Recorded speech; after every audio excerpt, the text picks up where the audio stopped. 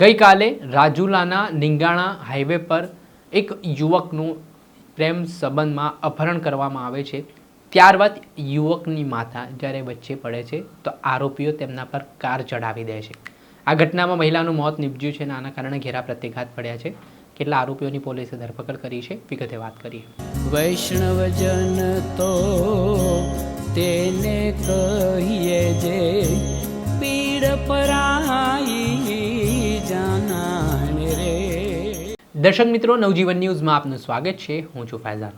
વાત કરીએ તો અમરેલી જિલ્લાના રાજુલા તાલુકાના નિંગાણા હાઈવે પર જે નિલેશ ભીલ નામના યુવકે તેના જ ગામમાં રહેતી યુવતી સાથે પ્રેમ સંબંધ કર્યો હતો ને આના કારણે યુવતીના પરિવારજનોએ વિરોધ કર્યો ને વાત એટલા હદ સુધી પહોંચી ગઈ કે નિલેશ ભીલે જે પ્રેમ સંબંધ બાંધ્યા તેના કારણે યુવતીના પરિવારજનો ખૂબ ઉશ્કેરાઈ ગયા ને એવી માહિતી મળી કે નિંગાણા હાઈવે પર નિલેશ છે।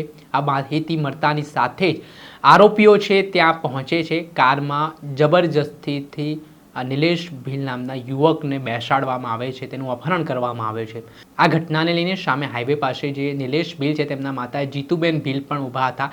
તેઓ તાત્કાલિક પોતાના દીકરાને બચાવવા માટે ત્યાં હાઈવેની પેલી બાજુ રસ્તા ઓળંગીને વચ્ચે પડે છે ત્યારે આરોપીઓ છે તે પૂર ઝડપે કાર દોડાવીને જીતુ ભીલ પર કાર ચડાવી દે છે। આ ઘટનામાં જે આધેડ મહિલા છે તેમનું કમકમાટીભર્યું મૃત્યુ નીપજ્યું છે ને અમરેલીમાં કાયદો અને વ્યવસ્થાની સ્થિતિ સામે સવાલ ઉઠ્યા છે। આ સમગ્ર ઘટના બનતાની સાથે જ રાજુલા પોલીસ દોડતી થઈ હતી।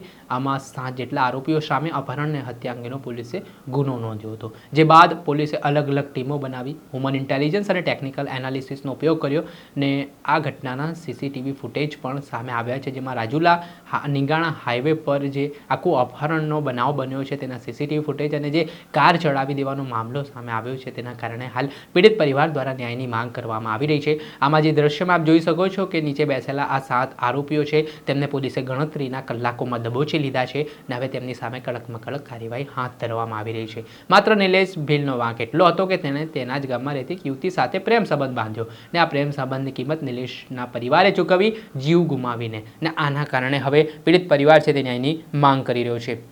આમાં મરીન પીપાવા પોલીસે 9 જેટલા આરોપીઓ સામે ગુનો નોંધીને કાયદેસરની કાર્યવાહી હાથ ધરી છે અને આ સમગ્ર મામલાને લઈને હવે પોલીસ છે તે દોડતી થઈ છે। જોવાનું રહ્યું કે આ મામલામાં પડે પડને અપડેટો આપના સુધી પહોંચાડતા રહીશું।